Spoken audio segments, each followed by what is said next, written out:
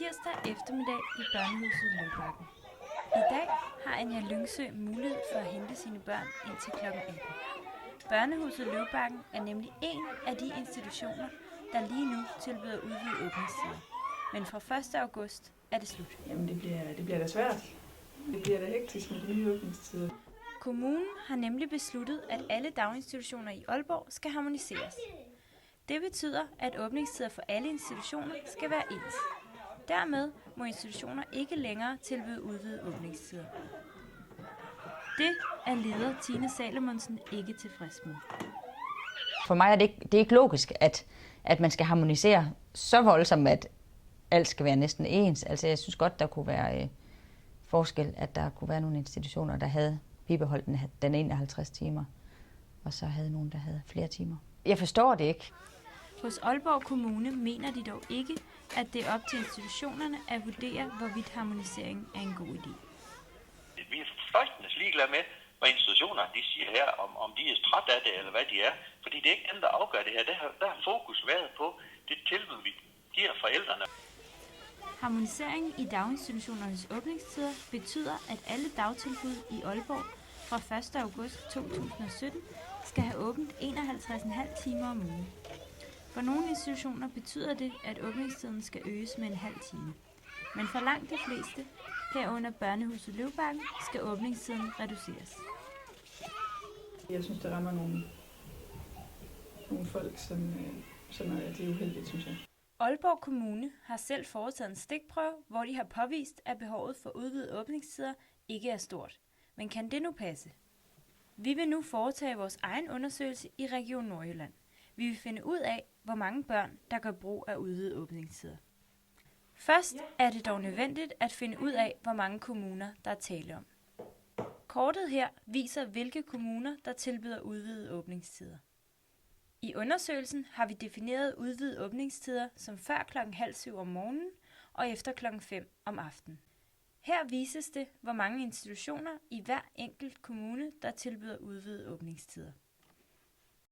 Jeg ringer fra Danmarks Medie Journalisthøjskole, fordi jeg er i gang med at lave et projekt omkring de her. Vi ringer derefter til de daginstitutioner, der er vist på kortet.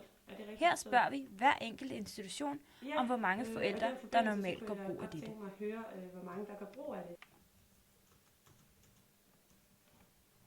Vores undersøgelse har vist, at der i gennemsnit er 4 børn per institution i Region Nordjylland. I Aalborg Kommune er gennemsnittet oppe på 6. Vores undersøgelse har altså vist, at der er behov for de udvidede åbningstider. Forslaget blev dog godkendt. Tine Salomonsen ser også fortsat et behov. Jeg spurgte lige i dag, hvor mange der havde været før kl. 6:30, som jo er altså der, hvor mange institutioner åbner. Og der havde der været, 6:15 havde der været 5 børn, og jeg tror, da de nåede til 6:30, der var der 6-7 børn. Hos kommunen forstår de ikke kritikken. Vi er ikke rigtig bekendt med, at der er forældre, som bliver ramt i det her. Så gør vi også op med, at der er ingen, der skal have 60 timer i en institution. Det vil vi ikke have. Altså, det er så andet hensyn, vi tager, hvor vi så siger, at hvis forældre har brug for så mange timer i en institution, så tror vi, de skal tale deres privatliv om derhjemme. Vi har et eksempel med et forældrepar, der arbejder nede ved Havreslev, tror jeg, på et lager, og skal møde dernede kl. 6:30, og de står her simpelthen kl. 6 hver morgen. Tine Salomonsen har en klar formodning om, hvilken konsekvens harmoniseringen kommer til at få. Vi kommer til at få nogle børn, der kommer til at flytte institution, fordi de bliver nødt til at finde en, der åbner lidt tidligere. Når tiltaget træder i kraft, skal alle institutioner i kommunen have åbent 51,5 timer. Også de, der ikke havde behov for det tidligere. Tidligere så har stort set alle institutioner inden for bygrænsen i Aalborg haft åbent 51 timer om ugen. Så det vil sige, at de skal til at have en halv time ekstra. Og dem, jeg har snakket med, personale, forældre, ledere i de andre institutioner, de siger sådan, jamen, hvad skal vi bruge den halve time til, for vi manglede den egentlig ikke i forvejen. Og det gjorde det jo ikke i og med, at der har været tilbud i Aalborg, hvor der har været nogen, der har haft nogle ekstra åbningstider. Hans Christian Mariegaard tror der på, at ensartede timer er den bedste løsning. De timer, de bliver brugt mere fornuftigt ved, de jævne ud på alle. Derfor siger vi til institutioner, jamen I skal have 51,5. I kan godt glemme. Altså selvom hvis I kun har brug for 50, det er vi ligeglade med. Der skal være åbent 51,5. Tine Salomonsen mener, at der kunne findes en bedre løsning.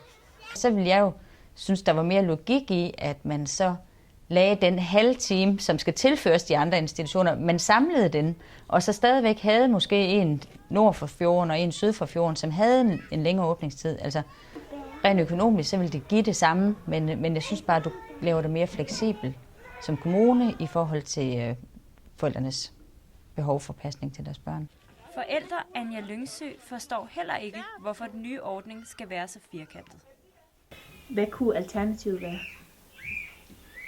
Jamen, det kunne jo være, at man stadigvæk har nogle af de børnehaver, som har udvidet åbningstider.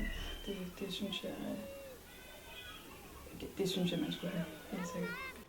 Hans Christian Mariegaard mener, at forældrene bør se indad, hvis pasningsbehovet er så stort. Så vi vil ikke have en situation, hvor et barn er mere end 51,5 timer i institution. Så bør de indrette sig anderledes, når de får børn. For kommunen ligger der også noget symbolsk i at ensarte åbningstiderne. Så det er også et politisk signal ind i det her, med at så sige, hallo, der skal også være en mening til, at man får børn, så er man nødt til at indrette sit liv, sådan at der også er plads til sine børn, og det ikke er en offentlig opgave. Vi har gennem vores undersøgelse påvist, at der er et behov for pasning uden for de normale åbningstider. Derfor vil nogle forældre blive ramt af harmonisering i Aalborg Kommune. Selvom beslutningen er truffet, er der fortsat uenighed om, hvor fleksibel den kommende ordning er. For Anja Lyngsø er det endnu uvist, hvilke konsekvenser ordningen vil få.